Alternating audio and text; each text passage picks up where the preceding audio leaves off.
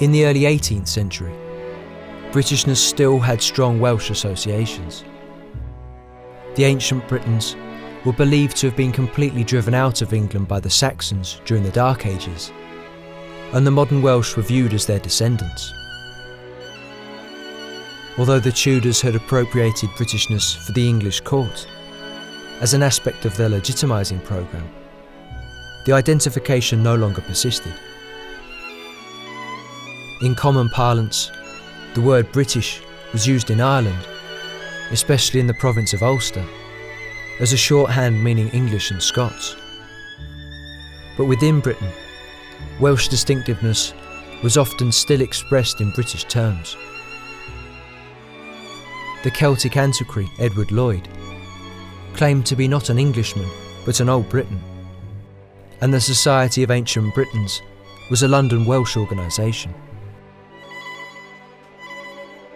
The union itself that had brought about the creation of the British state wasn't the political realisation of a deeper sense of nationhood that united the people of the mainland. How then can we account for the growing acceptance of a British identity, something that emerges particularly during the course of the 18th century? It has been powerfully argued, and often repeated, that what was important was not a consensus at home, but a strong sense of dissimilarity from those without, that would provide the essential cement in the creation of a lasting British identity. And it was Britain's often actively hostile relationship to France that would bring Britons together and shape how they thought about themselves and their country. Relations between Britain and France have been far more mixed than is often thought. But it is the case that between 1689 and the Battle of Waterloo in 1815, there was a succession of wars which got bigger and bigger between Britain and France. Wars over the succession, wars over trade, increasingly wars over imperial domination. And this succession of wars inevitably embittered or could embitter relations on both sides. There was also the religious dynamic. Although there are many forms of Protestantism in Great Britain, Protestantism is by far the majority position. Whereas by the end of the 17th century, France has established itself as the foremost Catholic power. So for some, this is the essence of the divide. The fact that France is Catholic, Britain is predominantly a Protestant polity. However, there's also collaboration and a kind of mutual obsession which can turn into admiration. Increasingly, as the 18th century progresses and Britain becomes more and more a successful state, you get French intellectuals studying the British constitutional system, in some cases admiring British fashions in manufacturing, clothes, the freedom of print. Conversely, you get, on the British side, of course, lots of traders have close commercial links with France and know a lot of French people. A lot of French authored works are translated into English. And among the aristocracy, it is normal to both male and female elite figures learn French automatically. It's very unusual if they don't. So at one and the same time, you get real sources of hostility, but you also get close engagement and a degree of mutual obsession. They've got their hooks into each other so closely, it's difficult for Britain and France to draw entirely apart.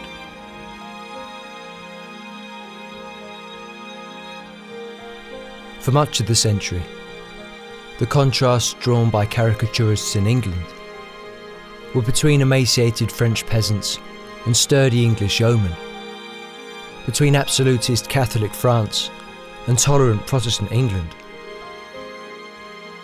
Although these stereotypes persisted, by the time of the Revolutionary and Napoleonic Wars, it was the contrast between French and British versions of political liberty that had become the dominant theme. And whilst the wars of the 18th century were certainly important in creating a new matter of Britain, a shared military history with its own pantheon of heroes, the image of Britons as a peculiarly free people was sustained by more than just warfare.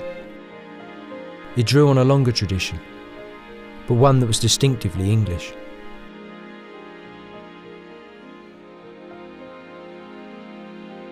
At the heart of English national consciousness was a pride in the nation's ancestors, the Anglo-Saxons, much admired for their libertarian ways. But the story of English liberty also had to incorporate the original British population, plus the more problematic waves of Danes and Normans who followed. Whigs and Tories, Royalists and Radicals could all make use of this English past, with continuity or disruption being stressed according to political or ideological imperatives. The influential Whig interpretation of English history that emerged in the 18th century laid a special stress on the events of 1688 and the so-called Glorious Revolution as the culmination of a longer process of modernisation that had led to the civil liberties enjoyed by contemporary Englishmen. Scotland had its own tradition of libertarian writing that celebrated the preservation of its historic independence and the dynastic integrity of its monarchy. However, this older history collapsed under criticism from a new breed of Scottish historian, men like David Hume and William Robertson, who as part of a wider European Enlightenment sought to explain the emergence of a distinctively modern kind of political liberty. This was not simply about the preservation of national borders or the keeping in check of tyrannical kings, but a liberty which allowed all men to enjoy security of property and person under the rule of law. The new history in Scotland was based on the insight that true liberty was a byproduct of the forces of modernity, and that Scottish society had historically been more backward and benighted than England's.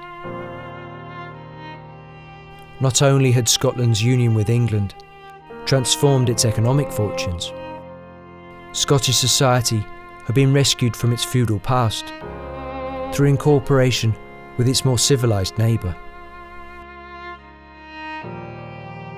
This is not to say that the likes of Hume saw the achievement of liberty within England as the inevitable byproduct of progress or the flowering of some genius inherent in its people. Rather, it was the result of complex causes and fortuitous circumstance. Liberty was a fragile thing, liable to obstruction or even erosion, and it was the responsibility of enlightened Scots to remind their English neighbours, so often prone to self-congratulation, of this fact. Despite the intellectual revolutions of mid-century, some literati continued to believe that Celtic manners or Scoto-Gothic institutions were parts of a special Scottish contribution to the British Whig heritage. To them, liberty could be traced, albeit in an unrefined form, in Celtic as well as Anglo-Saxon history. These, however, were lone voices against a wider academic tide, one that was to have a profound influence on the Scottish political nation.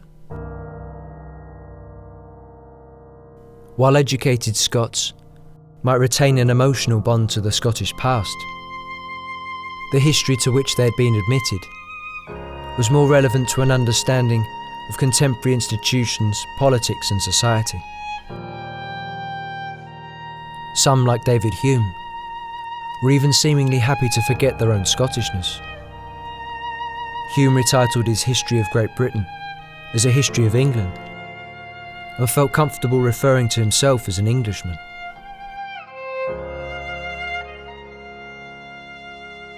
The slippage between the use of the terms England and Britain, so often construed as simple arrogance on the part of the English, reflected a wider assumption within British political culture about the nature of the new state. The de facto continuity of the historic English Parliament after 1707, albeit with additional Scottish members, seemed to confirm that Britain's political heritage resided in the history of English institutions. This acceptance of an English past to the British present even provided a convincing platform for Scottish radicals, who during the 1790s demanded the restoration of the ancient Saxon constitution of their forefathers, suppressed by the Norman yoke of 1066.